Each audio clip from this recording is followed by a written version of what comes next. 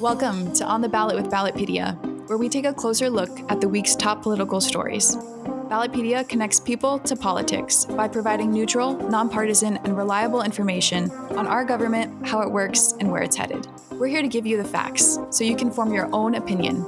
Today, we'll be previewing the August primaries, as well as the state executive offices on the ballot in November.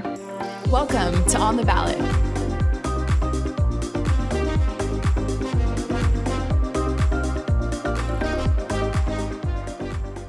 August is right around the corner, and if you thought primary season was over, think again. Next month features 16 primaries, the second busiest primary month of the year. For a full list of August primaries, you can search our site for elections calendar. In the meantime, we've invited one of BP's brightest here to break them down. Joining me now is staff writer Mish Saintil. Hi, Mish. Hi, Victoria. So again, as I mentioned, there are plenty of interesting primaries for us to talk about, but the month will also feature several primaries directly affected by redistricting. So let's start there.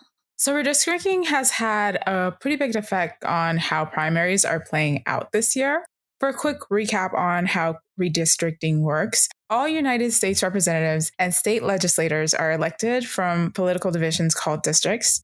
The states redraw districts every 10 years following the U.S. Census. The federal government requires that districts have to have an equal population and must not discriminate on the basis of race or ethnicity.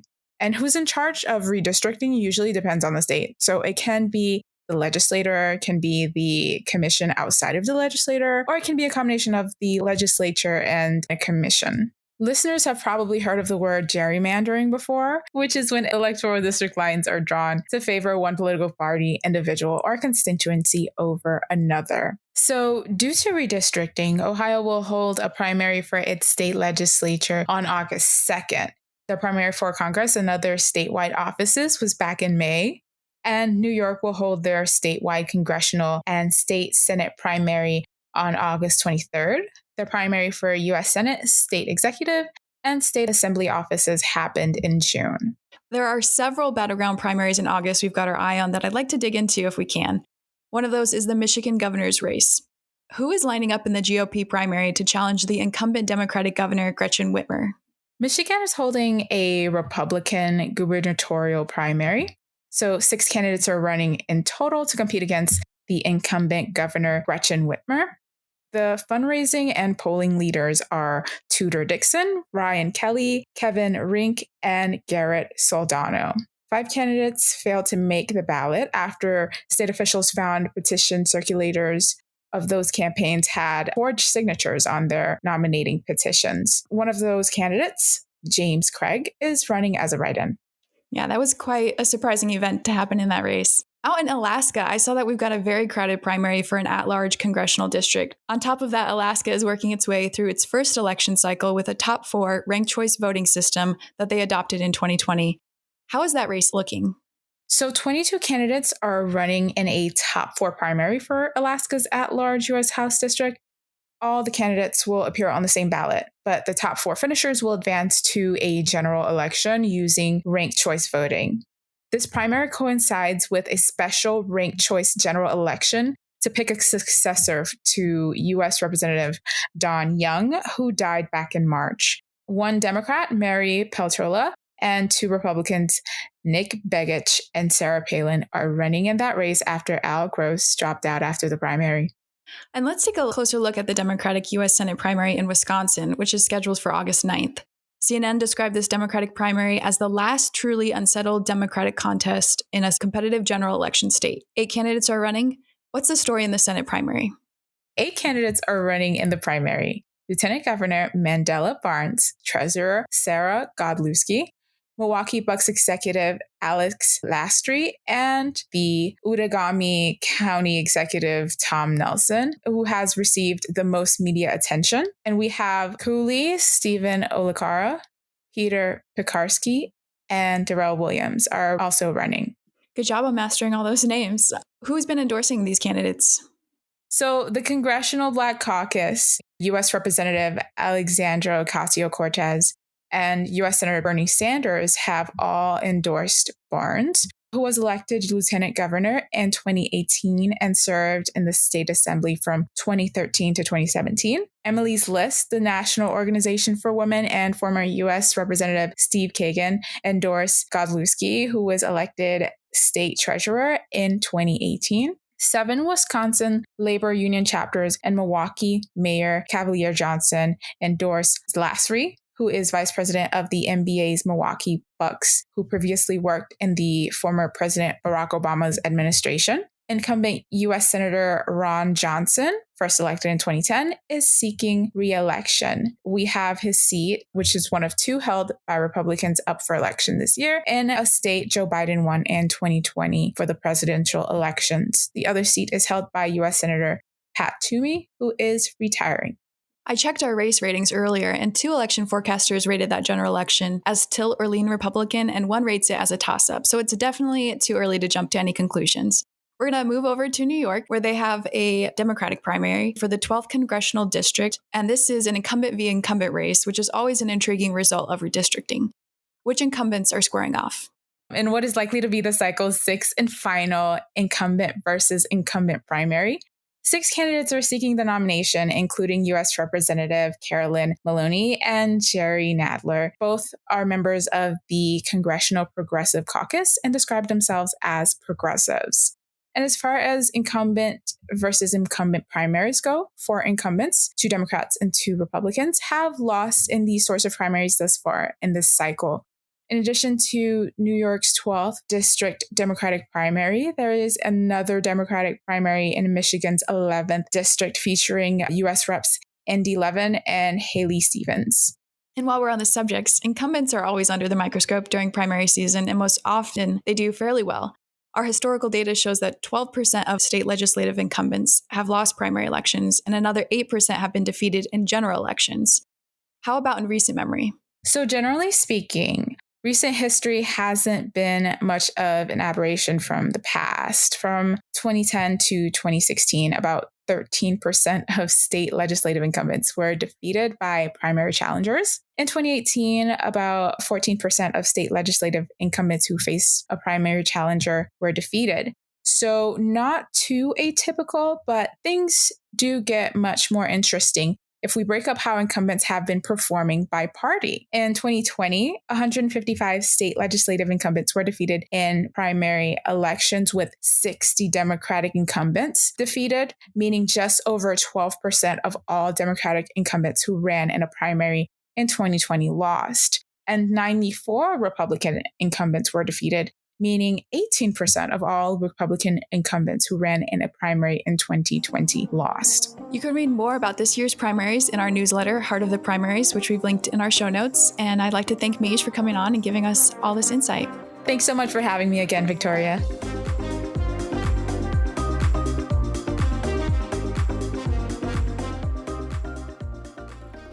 Hey listeners, this is Jeff Paulet here at Ballotpedia's Editor-in-Chief. One of the best ways to be an informed voter is by reviewing your ballot before heading off to the polls. And here at Ballotpedia, we've tried to make that as simple as possible with our sample ballot tool. With just a few clicks, the sample ballot tool gives you a comprehensive glimpse at what you'll be voting on. Ballotpedia includes comprehensive election information for the largest 100 cities by population, as well as statewide and federal elections across the nation. Our coverage scope for local elections continues to grow, and you can use this tool to see what elections we're covering in your area. Click on your candidates to read their biography, view past election results, read their campaign stances, or their responses to our proprietary and unique candidate survey, and more. We also provide election overviews and encyclopedic information on our 300,000 articles and growing full Ballotpedia.org database. Don't head to the polls this election season without checking out Ballotpedia's sample ballot tool. You can find that at Ballotpedia.org/sample ballot. Now, back to the show. I hope everyone is feeling very gruntled right now, because we're back with some footnote facts. I'm Assistant Staff Writer Paul Rader, because like the Goo Goo Dolls, I just want you to know who I am. And I'm here to hit you up again with that trivia goodness. But as always, before we begin, here's today's trivia question. What was the first state to implement online voter registration? The answer will be revealed at the end of the show. So this week we're talking election and voting policies in the states, and this first segment concerns election administration. Here in the US, at least, we have a very decentralized system of overseeing elections, though the federal government does have a role. But even when it comes to federal elections, the states have a lot of leeway over how they administer them. But county and municipal governments handle a lot of the on-the-ground management of elections.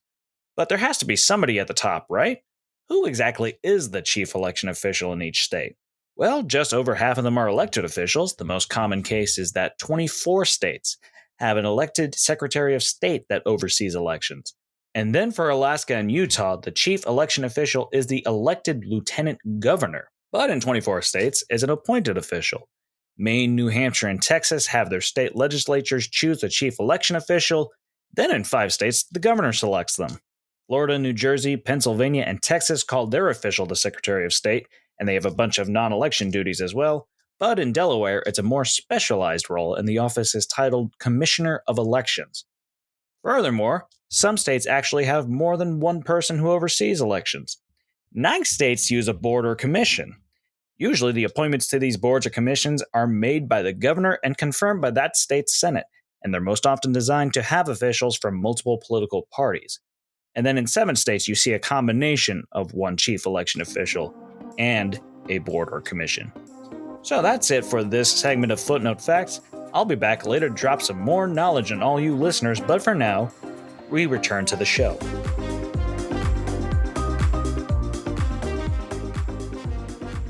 State executive offices are made up of elected officials such as governor, attorney general, and secretary of state who enforce state laws.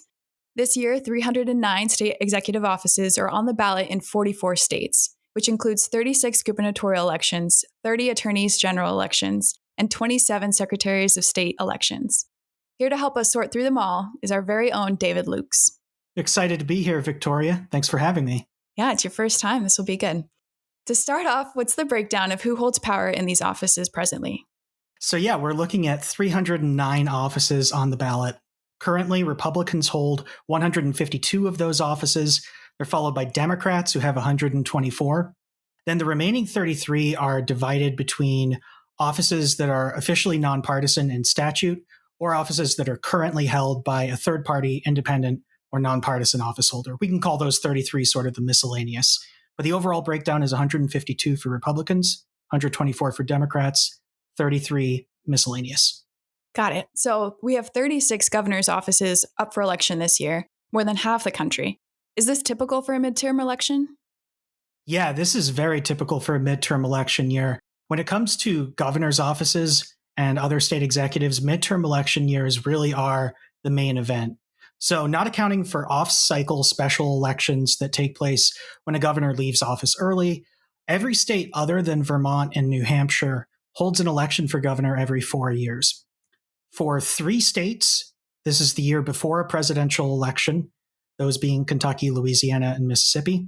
There are 9 that hold these in the same year as a presidential election. And then there are also 2, New Jersey and Virginia, that hold these elections the year after a presidential election. But the other 34 states all hold their elections in midterm years. And then we have Vermont and New Hampshire, and these 2 states kind of double dip. They have 2-year terms rather than 4. And so as a result, they're holding their elections for governor in both presidential and midterm election years. So you throw those 2 in on top of the 34, and we get 36 governors up for election this year. Currently, there are 28 Republican governors and 22 Democratic. This year, elections for a governor are taking place in 20 states with a Republican governor and 16 with a Democratic governor. 8 of those governors aren't seeking re-election. Can you tell us why that is?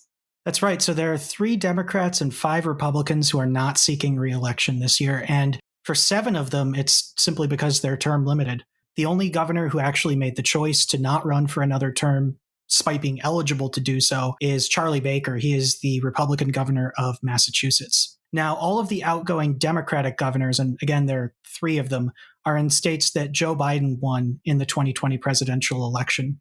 And if we look at the 5 Republican governors who are outgoing, 3 of them are also in states that Biden won, those being Arizona, Maryland, and Massachusetts. The remaining 2 outgoing Republican governors are both in states that voted for Donald Trump, those being Arkansas and Nebraska. The same set of 36 states held elections for governor in 2018. That was generally a year where Democrats made gains nationally. How did the elections for governor turn out that year? So 2018 saw partisan control of 8 gubernatorial offices change. So 7 of those were states where Democrats won the governorship from Republicans. So this category does include some of the states that we're watching as battlegrounds this year, like Kansas and Michigan. The 8th flip was actually in Alaska, where Republicans actually picked up a seat, defeating the independent governor, Bill Walker. Are we seeing similar numbers for the incumbent attorneys general and secretaries of state who aren't seeking re-election? And how do the incumbent executives typically perform when they do decide to seek another term? So from 2011 to 2021, 64.2% of incumbents did seek re-election. And from 2011 to 2021, 85% of those were successful. So it's a pretty high success rate. Looking at attorneys general and secretaries of state, there are 9 open races for attorney general this year. There are 4 outgoing Democratic incumbents and 5 outgoing Republicans. There's also a 10th attorney general race where a newcomer is guaranteed at this point, even though it wasn't an open race. That's happening in Oklahoma. And what happened there was the attorney general, John O'Connor, lost in the primary, actually, to a challenger, Gentner Drummond. So regardless of who wins that general election, Drummond and a libertarian candidate are both on the ballot. Either way, it'll be a newcomer in that office. Turning to secretaries of state, there are 11 open races for Secretary of State. So this total includes 5 outgoing incumbents for Democrats and 5 for Republicans. It also includes the North Dakota Secretary of State, Al Yeager. Yeager is technically an independent, although he's often regarded as a Republican incumbent. Now we're going to turn our attention to party affiliation in these offices. So when one party controls all 3 top ballot offices, governor, attorney general, and secretary of state, we call that a state government triplex. How many state government triplexes are there? So 16 states with Democratic triplexes and another 16 with Republican triplexes are holding elections for at least one of these offices this year. In the other 8 states that are holding top ballot elections, there is no single party that holds all 3 offices. Then we also have 10 states that aren't holding any elections for top ballot office this year. And which of those are battleground elections? And do any of them have all 3 offices designated as battlegrounds? Yeah, so Ballotpedia has identified gubernatorial elections in 11 states, attorney general elections in 6 states, and secretary of state elections in 5 states as battlegrounds. And there are 5 states where all 3 of those offices are battlegrounds. Those are Arizona, Georgia, Michigan, Nevada, and Wisconsin. And of those 5 states, all except for Nevada, which went to Democrats in both 2016 and 2020, voted for Biden in 2020 after voting for Trump in 2016. And how do the vote totals from the 2020 presidential election compare to the landscape for governor elections this year? Are there any states where the governor's party doesn't match their vote for president? So there are actually 7 states where the election results don't match up. 6 of those states are states that Joe Biden won in 2020 that have a Republican governor. In fact, all 3 states electing governors this year that had the highest share of the vote for Biden in 2020 actually have Republican governors. Those are Maryland, Massachusetts, and Vermont.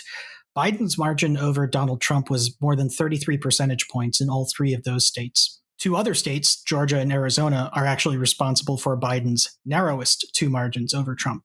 On the other hand, Kansas is the only state out of the 36 that has a Democratic governor, but that voted for Trump in 2020. Trump carried that state by nearly a 15 percentage point margin that year. Those are some really interesting statistics. Well, that's all I have for you, David. So thank you for coming on and adding some much needed context to these top ballot races across the country. I look forward to having you back to break down the election results later this year. Thank you. Sounds like a plan.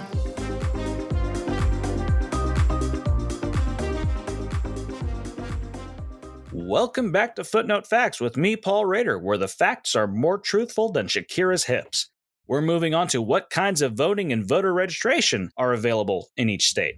So first, how about some same-day registration, or SDR for short? 19 states and D.C. allow for voters to register to vote and then cast a ballot on the same day, though 2 of those only allow it for early voting, which are Montana and North Carolina. But joining this fold on October 1st, 2022, will be Virginia, since their state legislature back in 2020 enacted a bill that would allow for SDR. And for the states that don't have SDR, the deadline to register before an election varies, but it's usually between 8 and 30 days. And in some SDR and non-SDR states, they've implemented automatic voter registration, or AVR for short. 22 states and DC have done that, and usually, but not exclusively, AVR is done through DMV records, since that is an easy way to track when someone reaches 18 years old. Then in the vast majority of states, there is the option of online voter registration. 42 states and DC offer that, with Oklahoma and Maine in the process of implementing it. Now, naturally, this brings us to the act of voting itself.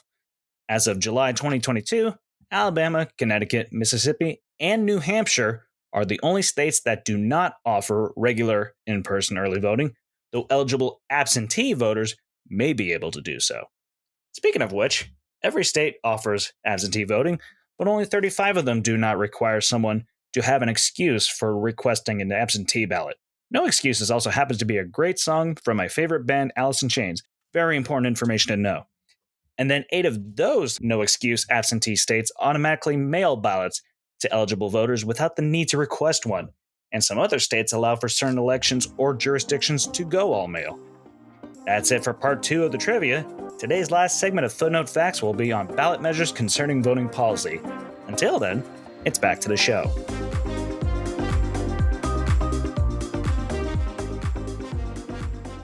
Staying on top of politics can feel like a full-time job. Here at Ballotpedia, our team updates hundreds of pages on our site each and every day. Nobody in their right mind would want to comb through them all. And thanks to Ballotpedia's newsletters, you'll never have to.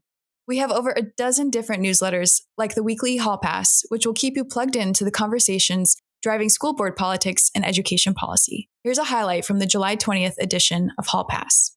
A feature of school board meetings this year has been whether certain books addressing topics related to sex and gender identity are age-appropriate and ought to be included in school libraries. Debate at school board meetings has often centered on a handful of books, such as Gender Queer, a memoir, which was written for young adults in the style of a comic book. The Chicago Tribune editorial board writes that removing such books would be harmful to students and prevent them from exploring different perspectives and expanding their knowledge. The board also says the books are not pornographic, so parents do not need to protect their children from the material. Caitlin Richardson of the Washington Examiner disagrees, writing that books like Gender Queer, a memoir, contain sexually explicit material that is not age-appropriate for minors and promotes progressive ideas over educational value. Richardson says removing explicit content from school libraries is not the same as book banning or censorship. She says it is the job of parents to control the books their kids read in the same way they control the movies they watch and what video games they play. To read more about the debate, go to ballotpedia.org and find the email updates tab, or use the link in our show notes to sign up for the Hall Pass newsletter or to check out our other newsletters.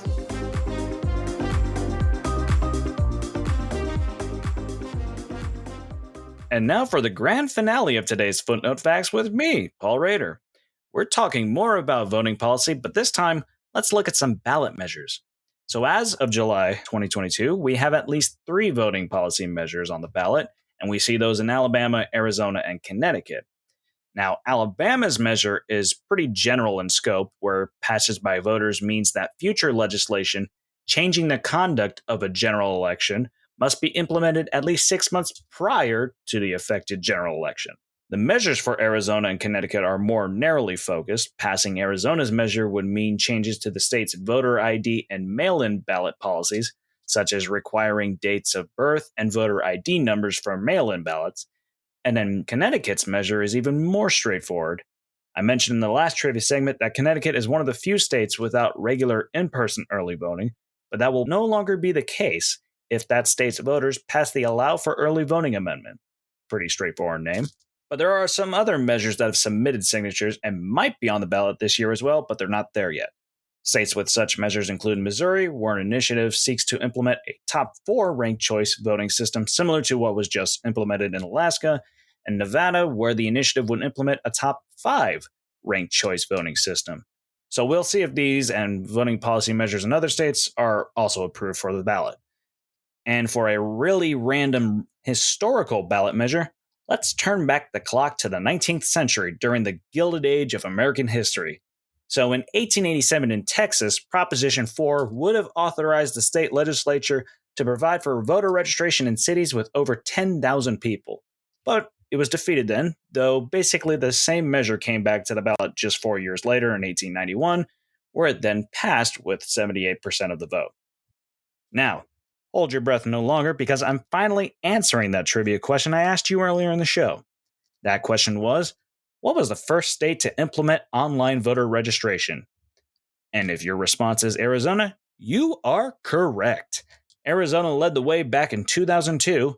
Washington was next to implement it in 2008. You know what? You decide how many points you get this time for the correct answer. Don't give yourself too many, though, because that's a bad look. But that does it for this episode's Footnote Facts. I'll be back next week to bring you more, but to close things out on this episode, we send it back to our podcast host extraordinaire, Victoria Rose. Thanks, Paul, but I don't know about extraordinaire. That's all for this week's episode of On the Ballot. Thanks again to Mij, David, and Paul for coming on the show. Make sure you don't miss an episode by subscribing wherever you listen to podcasts. We'll be back next week to discuss trifecta vulnerability as well as abortion-related ballot measures. If you have any questions, comments, or love for BP, feel free to send it to us at ontheballot@ballotpedia.org or on Twitter @Ballotpedia. I'm Victoria Rose, and thanks for listening.